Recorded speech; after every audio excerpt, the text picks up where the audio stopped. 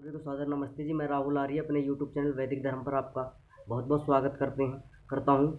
हम पढ़ रहे हैं सत्तर प्रकाश का 11वां समूलास, और 11वें समूलास के अंदर आज हम चर्चा करेंगे क्या वेद के अंदर शिव, विष्णु, ब्रह्मा, गणपति, सूर्य आदि जितने भी ये नाम हैं, क्या इनकी चर्चा है। जो लोग शिव को पूजा उपासना शिव की करते हैं, विष्णु की उपासना करते हैं वैष्णव लोग, और शैव जो शैव मत वाले हैं वो शिव की उपासना करते हैं, और ब्रह्मा आदि की उपासना करते हैं, और देवी जो भाग जो शाक्त मत वाले हैं वो भगवती आदि की उपासना करते हैं। तो क्या इनके नाम वेद के अंदर लिखे हुए हैं। जो ये जितने भी मत हैं, चाहे वो शैव मत हो, चाहे वैष्णव मत हो, चाहे शाक्त मत हो, जितने भी मत पंथ, जितने भी संप्रदाय फैले हैं, चाहे वो मुस्लिम हो चाहे ईसाई हो, तो यह सब अपने अपने जितने भी आराध्य हैं, जितने भी जिनकी भी ये पूजा उपासना करते हैं, ये सबके सब तर्क देते हैं और वेदों का प्रमाण देते हैं कि वेदों के अंदर जितने भी हम जिनकी भी उपासना ये लोग करते हैं उनके सबके नाम लिखे हुए हैं और उनकी चर्चा वेद के अंदर है।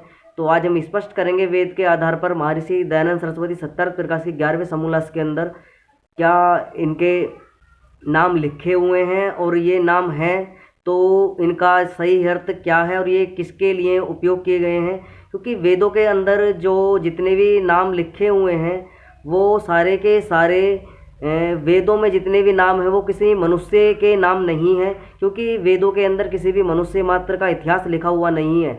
चाहे वो ब्रह्मा हो, चाहे विष्णु हो, चाहे शिव हो, तो जो इतने भी मनुष्य हुए हैं जिनके नाम पर ये पूजा अर्चना समाज के अंदर चलती हैं, तो वास्तव में नाम तो लिखे हुए हैं लेकिन इन लोगों के वो नाम नहीं है। तो आज हम स्पष्ट चर्चा करेंगे कि वैष्णव मत वाले जो है वेदों के नाम पर कहते हैं कि हम वैष्णव हैं, हम विष्णु को मानने वाले हैं, हम शैव हैं, शिव जी की उपासना करने वाले हैं, हम गणेश जी की पूजा करने वाले हैं, हम देवी भगवती की पूजा करने वाले हैं। तो वेदों के आधार पर हम स्पष्ट से चर्चा करेंगे। जो लोग भी वीडियो को देख रहे हैं और चैनल से जुड़े हुए हैं वैदिक धर्म से, वो कृपया करके चैनल को सब्सक्राइब कर लें, वीडियो को लाइक कर दें, और किसी भी प्रकार का प्रश्न है तो कमेंट बॉक्स में लिख दीजिए। तो हम चर्चा करेंगे कि क्या वाकई में ये इनके नाम हैं या नहीं हैं।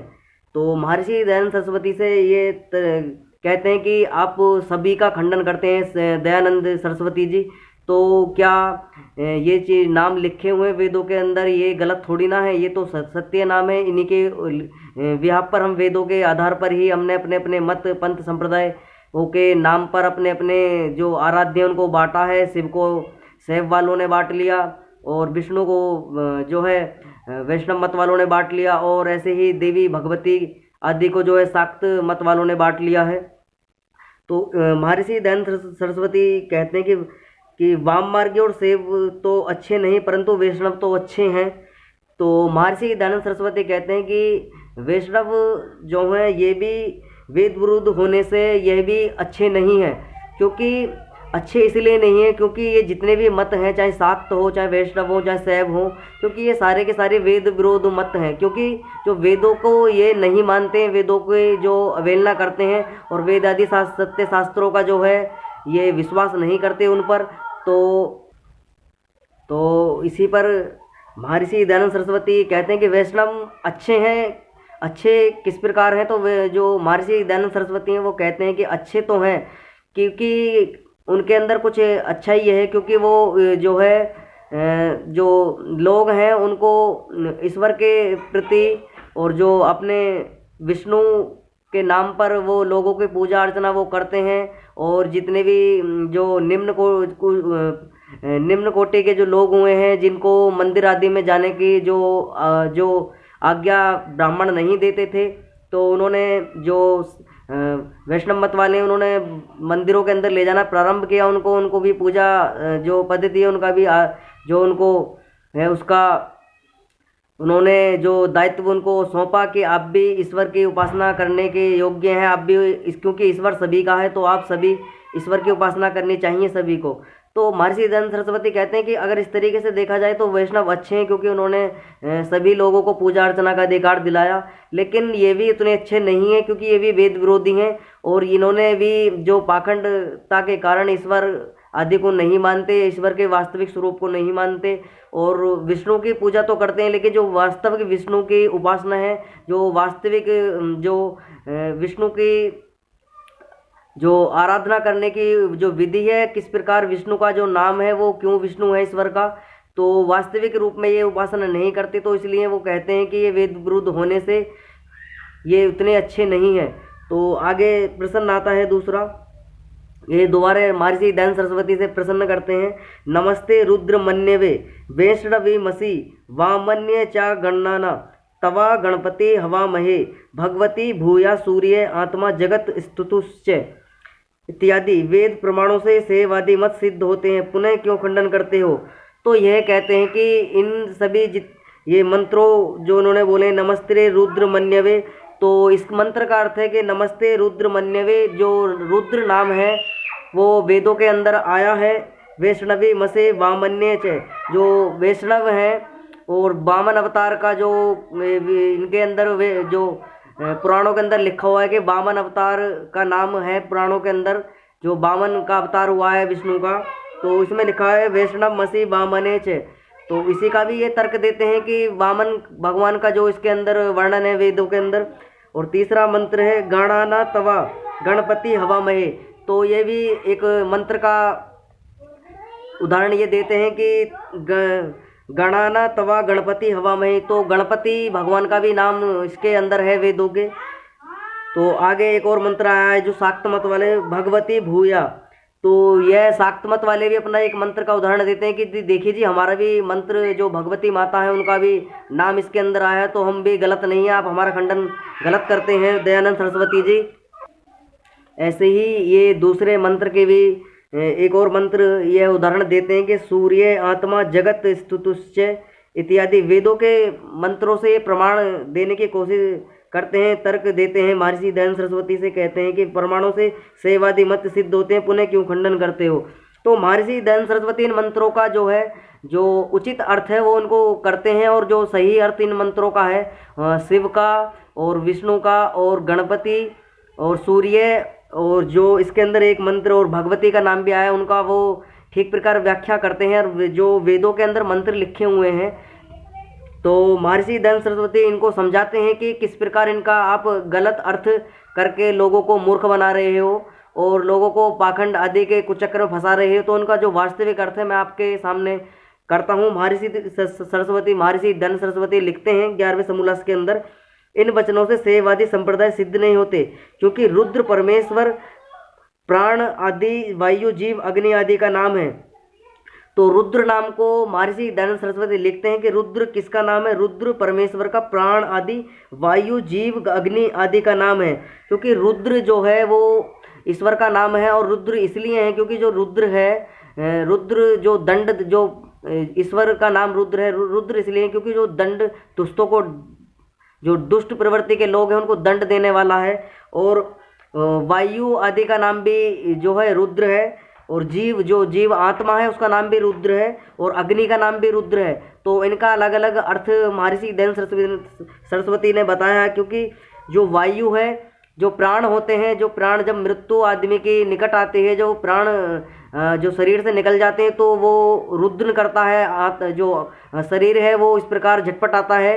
और जो है अपने शरीर से निकलने, जब प्राण निकलते हैं शरीर से, आत्मा जब निकलने की कोशिश करती है तो शरीर जो है झटपटात करता है, और इस प्रकार की जो है बेचैनी उसके अंदर देखने को मिलती है। तो वो वायु जब निकलने की कोशिश करती है शरीर से तो आदमी जो है झटपटाता है। तो इस जो महर्षि दयानंद सरस्वती भी कह रहे हैं कि इसलिए रुद्र नाम वायु का भी है। और आगे जो आत्मा है, जब आत्मा शरीर को छोड़ती है तो इसी प्रकार आत्मा के निकलने के कारण जब व्यक्ति झटपटाता है, और इस प्रकार की बेचैनी उसकी भी उस समय होती है। क्योंकि मृत्यु को जब भय होता है तो आदमी उधर उधर भागता है, झटपटाता है, रोदन करता है। तो इसलिए आत्मा का नाम भी रुद्र है। और एक और नाम है अग्नि, तो अग्नि का नाम भी रुद्र इसलिए क्योंकि जब अग्नि आदि से हमारे शरीर आदि जब जलता है या किसी प्रकार की जो है गर्माहट हमारे शरीर को महसूस होती है, तो हमारा जो शरीर है वो इस प्रकार की मचलन उसके अंदर होती है। और इसलिए महर्षि दयानंद सरस्वती कहते हैं कि अग्नि नाम भी जो है रुद्र नाम जो अग्नि का भी है। तो ये जितने भी नाम हैं वो जो क्रोध करता रुद्र है, दुष्टों को रुलाने वाला, परमात्मा को जो नमस्कार करना प्राण, और जठराग्नि को अन्न देने वाला। तो स्पष्ट करते हैं जो जठराग्नि है, जो भोजन को पचाने वाला है, जिसके कारण भोजन पचता है अमावस्या के अंदर, तो उसका नाम भी रुद्र है। आगे लिखते हैं महर्षि दंड सरस्वती। और जो प्राण चल रहे हैं, हमारी जो वायु है जिसके कारण हम जीवित हैं, जो सांस श्वास आदि ले रहे हैं, उनका नाम भी रुद्र बताया है मंत्रों के अंदर। जो वेदों के मंत्रों का ये गलत अर्थ करके लोगों को मूर्ख बनाने का कार्य करते हैं, तो स्पष्ट वर्णन करते हैं महर्षि दंड सरस्वती। आगे एक और मंत्र लिखा है, नमः इति अनम निधि, जो मंगलकारी सब संसार का अत्यंत कल्याण करने वाला उस परमात्मा को नमस्कार करना चाहिए। तो नमस्कार का जो अर्थ लिखा है कि नमस्ते रुद्र मन्यवे। तो महर्षि दंड सरस्वती स्पष्ट करते हैं कि हमारा क्योंकि ईश्वर ने हमें जो है जन्म दिया है, ईश्वर ने ही हमें शरीर प्रदान किया है, और ईश्वर ही हमारा पालन पोषण करने वाला है। तो इस हमारा जो है दायित्व बनता है कि हम प्रतिदिन ईश्वर को सुबह शाम जो है नमस्कार करें, उसका धन्यवाद करें। तो महर्षि दंड सरस्वती कहते हैं कि जो नमस्ते रुद्र मन्यवे लिखा है, तो ये इसीलिए लिखा है क्योंकि जो ईश्वर है वो दुष्टों को जो है दंड देने वाला है रुद्र, और जो है पालन जो जठराग्नि आदि में जो अग्नि है उसको रुद्र के जो गर्मी उसके अंदर उत्पन्न होती है, जो जिससे भोजन पचता है, उसका नाम भी रुद्र लिखा गया है। तो आगे लिखते हैं महर्षि दंड सरस्वती। और क्योंकि कल्याण करने वाला है, ये जितने भी दुष्प्रवृत्ति के लोग हैं उनको दंड देता है, और जितने भी कर्म फल के सिद्धांत के कारण जीवात्मा बंधी हुई है, जो जितने भी अच्छे अच्छे कर्म करती है आत्मा और उसको अच्छा जन्म मिलता है अच्छा, और जो बुरे कर्म आत्मा करती है शरीर के अंदर जाने के बाद जो व्यक्ति करता है उसको दंड दिया जाता है। तो ईश्वर का नाम इसलिए रुद्र भी है। आगे लिखते हैं महर्षि दंड सरस्वती। शिवा एक और मंत्र है, शिवास्य परमेश्वर से भक्त सेवा। तो एक मंत्र है, मंत्र ये है, शिवास्य परमेश्वर से भक्त सेवा। जो भक्त लोग हैं जो ईश्वर को शिव के रूप में पूजते हैं, जो शिव की उपासना करते हैं, तो उनको सेव मत, जो सेव हैं उनको सेव कहा गया है कि ये सेव मत को मानने वाले हैं। क्योंकि जो शिव की उपासना करते हैं, जो ईश्वर की शिव के रूप में उपासना करते हैं, उनको सेव कहा गया है। तो इसी का अर्थ यही है मंत्र का। महर्षि दंड सरस्वती स्पष्ट करते हैं कि मंत्रों का जो सही अर्थ है मैं आपको बताता हूँ, और जो गलत अर्थ आपने किया है उनको सुधार करके कृपया इन जो मंत्र हैं वेदों के उनको सही भाष्य मैं आपको बताता हूँ, जो आपको लोगों को बताना चाहिए, आपको भ्रमित नहीं करना चाहिए मनुष्यों को। तो आगे लिखते हैं महर्षि दंड सरस्वती। तो ऐसे विष्णु जो वैष्णव मत को मानने वाले हैं उनको भी कहते हैं कि जो ईश्वर को विष्णु के रूप में मानने वाले हैं, विष्णु की उपासना करने वाले हैं, वैष्णव मत वाले, जिनको जो विष्णु के रूप में ईश्वर की उपासना करते हैं उनको वैष्णव कहा गया है। तो विष्णु शब्द भी, जो विष्णु नाम आया है वो भी इसी ईश्वर का है, क्योंकि ये जितने भी नाम वेदों के अंदर हैं वो सारे के सारे ईश्वर के हैं। और क्योंकि ईश्वर के सिवा ईश्वर, जीव और प्रकृति, इन तीनों के नाम ही पूरे वेदों के अंदर लिखे हुए हैं। इनसे अलग किसी भी मनुष्य मात्र का नाम जो है वेदों के अंदर नहीं है। तो आपको ये गलतफहमी अपने दिमाग से निकाल देनी चाहिए, और जो पाखंड कृत्यों के कारण लोगों को भ्रमित करने का कार्य इन्होंने पौराणिकों ने किया है। तो महर्षि दंड सरस्वती स्पष्ट करते हैं कि वेदों का सही अर्थ ना जानने के कारण लोग भ्रमित होकर इस प्रकार की पाखंड लीला में लोगों को फंसा रहे हैं। तो आगे मंत्र पढ़ देता हूँ मैं आपको। विष्णु परमात्मनो भक्तो वैष्णवे। तो यह मंत्र का जो अर्थ है वो महर्षि दंड सरस्वती करते हैं कि जिसका ये कहते हैं कि ये अपने आप को सिद्ध करते हैं कि विष्णु परमात्मनो भक्त वैष्णवे। तो ये कहते हैं कि वैष्णव जो विष्णु नाम है वो वेदों के अंदर आया है, तो इसलिए हम तो विष्णु की उपासना करते हैं, हम तो गलत नहीं हैं, हम तो ठीक हैं। तो महर्षि दंड सरस्वती कहते हैं आप ठीक हैं, लेकिन आप गलत तरीके से ईश्वर की उपासना करते हैं, और गलत जो तरीके से ईश्वर का जो नाम विष्णु है उसका जो है अवतार आदि की घोषणा आप करते हैं। और अवतार जो विष्णु के आपने अनेकों प्रकार के अवतार, 24 अवतारों की घोषणा भी कर रखी है। तो अनेकों प्रकार के अवतार के कारण लोगों को भ्रमित करते हैं, और विष्णु अवतार, कृष्ण अवतार, वामन अवतार, इस प्रकार के जितने भी अवतारवाद की आपने घोषणा कर रखी है, तो लोगों को इस प्रकार की कृपया मूर्खता के कारण लोगों को भ्रमित बुद्धि ना करें, उनको जो पाखंडली के कारण अंदर ना फंसाएं। उनका जो जीवन है वो मनुष्य जीवन अमूल्य जीवन है, जो बहुत ही कष्टों के बाद मिलता है, अनेकों प्रकार की भोग योनियों को भोगने के बाद मिलता है, उसको इस प्रकार के पाखंड लीला में फंसाकर कृपया नष्ट ना करें। तो महर्षि दयानंद सरस्वती आगे स्पष्ट करते हैं, ब्राह्मणों परमात्मा भक्तो वैष्णवे। जो लोग ईश्वर की उपासना विष्णु के रूप में करते हैं, ईश्वर को विष्णु के रूप में पूजते हैं, तो इसलिए क्योंकि विष्णु जो नाम है वो ईश्वर का इसलिए है क्योंकि जो विष्णु है वो संपूर्ण सृष्टि को बसाने वाले हैं, उनका पालन करने वाले हैं, उनको अच्छे प्रकार से सभी प्रकार की सामग्रियां मुहैया कराने वाले हैं, और जो सभी प्रकार का पालन पोषण है उनको जन्म आदि देने वाला ईश्वर विष्णु का इसलिए नाम जो ईश्वर का विष्णु है। तो सही अर्थ महर्षि दयानंद सरस्वती करते हैं कि विष्णु सभी जो ब्रह्मांड है सभी को बनाने वाला, बसाने वाला, उनको चलाने वाला, इसलिए ईश्वर का नाम विष्णु है। तो आगे एक और मंत्र आया है, तो मंत्र गणपति सकल जगत स्वामिनो सेवको गणपता।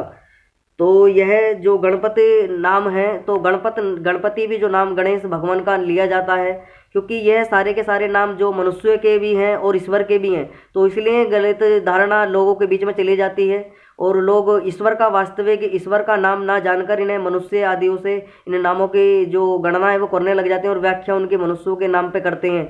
तो गणपति नाम जो है वो भी परमपिता परमात्मा ईश्वर का ही है, क्योंकि जो पालन करने वाला है, प्रकृति आदि को जो पैदावार करने वाला है, अन्न आदियों को उपजाने वाला है और आत्मा आदि की जो भोजन आदि की व्यवस्था करने वाला परमपिता परमात्मा है, उसका नाम गणपति है। तो जो संपूर्ण सृष्टि के जितने भी अन्न हैं और प्रकृति आदि का निर्माण जो करता है ईश्वर, मनुष्य और जो जीव जंतु हैं, जो जीव हैं, उनकी भोजन की व्यवस्था आदि के लिए, तो इसलिए ईश्वर का नाम गणपति कहा गया है वेदों में। तो आगे एक और मंत्र वैष्णव मत वालों का भी है, जो वैष्णव जो शाक्त मत वाले हैं, भगवती का नाम भी आया है। तो भगवती की चर्चा कर देते हैं, लिखी है महर्षि दयानंद सरस्वती ने, भगवते वाण्य अये सेवको भागवते। तो भगवती शब्द का अर्थ इसमें लिखा गया है कि जो वाणी के लिए भगवती का नाम इसमें वेदों में आया है, वेदों के मंत्रों के अंदर, कि भगवती नाम जो है वाणी का है। तो जो वाणी, ये जो वाणी है वो कौन सी वाणी, जो वेद वाणी है। तो हम भागवत का नाम जो ये करते हैं कि जो भागवत पुराण आदि इन्होंने बना ली हैं, तो भगवत नाम जो है वो वेदों में जो वेदों की वाणी है, जो वेद आदि सत्य शास्त्रों का जो सत्संग आदि सुनते हैं हम, तो श्रवण आदि करते हैं, तो वेद वाणी का नाम भगवती कहा गया है वेदों के अंदर। तो स्पष्ट महर्षि दयानंद सरस्वती वेदों की बड़ी अच्छी जो व्याख्या उन्होंने मंत्रों की लिखी है, जो उन्होंने वेदों के अंदर जो देखा है मंत्रों को, जो उच्च कोटि की जो मंत्रों की व्याख्या लिखी हुई है शुद्ध रूप में, वो महर्षि दयानंद सरस्वती इन पौराणिकों को बता रहे हैं कि किस प्रकार आपने अनर्थ वेदों के मंत्रों का किया है और किस प्रकार नाम जो ईश्वर के हैं उन्हें मनुष्यों से जोड़ दिया है, और जिस कारण लोग ईश्वर को ना समझकर, ईश्वर के नामों की सही व्याख्या ना समझकर मनुष्य आदियों से इन नामों की तुलना करते हैं। तो आगे एक और मंत्र है, सूर्य से चराचर आत्मनो ये सेवक सूर। तो सूर्य की भी जो मंत्र सूर्य का दिया है वेदों के अंदर, जो सूर्य की व्याख्या की गई है वेदों के मंत्रों के अंदर, तो सूर्य जो है वो सूर्य ये वाला सूर्य नहीं है जिसको आप देख रहे हैं, जिसके कारण हम अपना जीवन यापन कर रहे हैं। वो सूर्य जो शब्द वेदों के अंदर नाम जो उपयोग किया गया वो परमपिता ईश्वर का नाम सूर्य है। तो ईश्वर के नाम को सूर्य कहा गया है क्योंकि जो परमपिता परमात्मा है वही सभी सृष्टि को पालन पोषण और सभी प्रकार के जो ऊर्जा आदि देने वाला है। उनमें जो ऊष्मा, जितनी भी उष्णता आदि देखते हैं आप, जो जितने भी जगमगा रहे हैं सूर्य चंद्रमा नक्षत्र तारे ग्रहमंडल गैलेक्सी आदि, जितने भी मेखला आदि, जितनी भी ये सौरमंडल जगमगा रहा है, संपूर्ण सृष्टि सूर्य चंद्रमा नक्षत्र तारे ग्रहमंडल पृथ्वी आदि, तो जितने भी ये जगमगा रहे हैं सारे के सारा प्रकाश जो है परमपिता परमात्मा का दिया हुआ है इनके अंदर। क्योंकि इनके अंदर जितनी भी ये जड़ वस्तुएं हैं, इनके अंदर स्वयं की कुछ भी गति इनकी नहीं है। जितना भी बल तेज और आप इनके अंदर प्रकाश देख रहे हो सब परमपिता परमात्मा ओम ईश्वर का दिया हुआ है। क्योंकि ईश्वर का जो वास्तविक नाम है, जो शुद्ध नाम है, वो ओम है।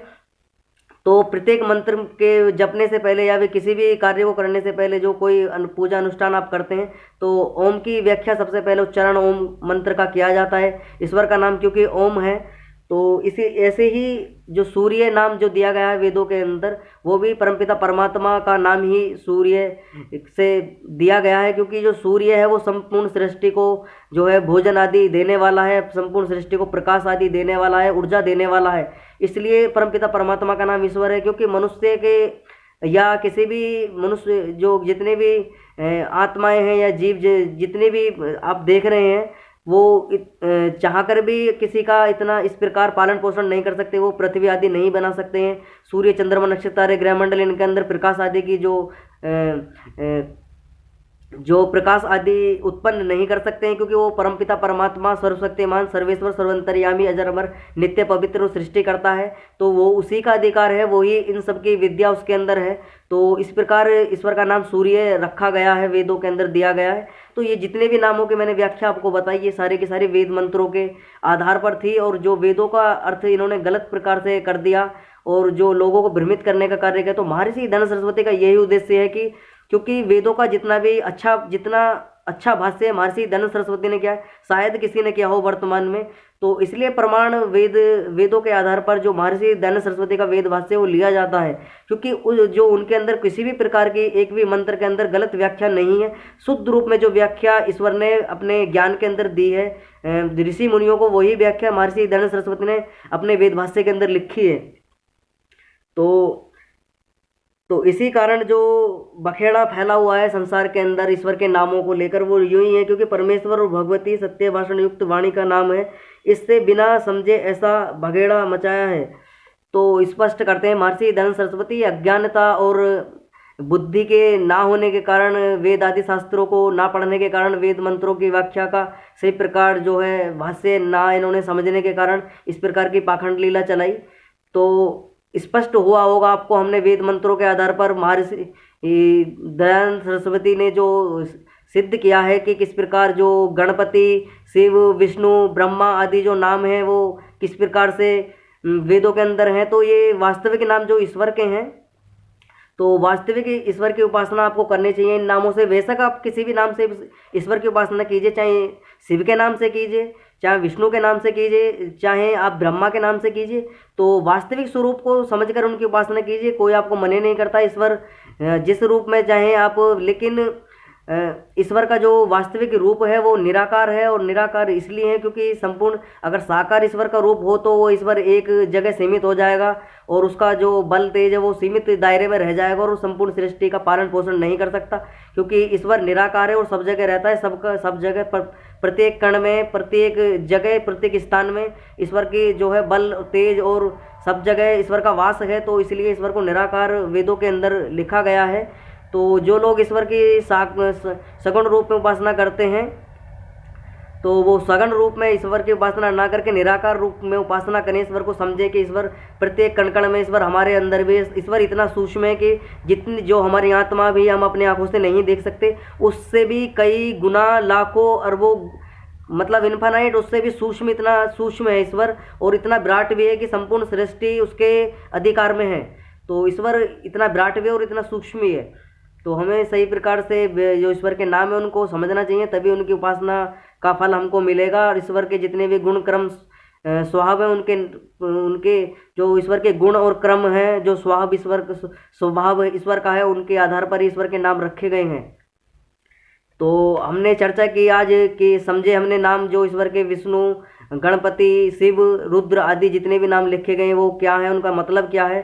तो आपसे अनुरोध है, कृपया करके वीडियो को लाइक कर दें, चैनल को सब्सक्राइब कर लें, और कोई भी किसी प्रकार का कमेंट, जो क्वेश्चन है वो कमेंट बॉक्स में लिख दीजिए। इसी प्रकार का ज्ञान विज्ञान से रिलेटेड और सनातन संस्कृति से रिलेटेड आपको मैं प्रत्येक जो ज्ञान विज्ञान की वीडियो आपको प्रोवाइड कराता रहूँगा, ज्ञान विज्ञान से रूबरू आपको कराऊंगा डेली। तो आपका दायित्व बनता है कृपया करके ज़्यादा से ज़्यादा चैनल को सब्सक्राइब करें, वीडियो को लाइक करें, शेयर करें, कमेंट करें। किसी प्रकार का क्वेश्चन है तो कल हम ऐसी ही घटना पर आगे चर्चा करेंगे कल। तो इसी के साथ वाणी को विराम। ओम शम।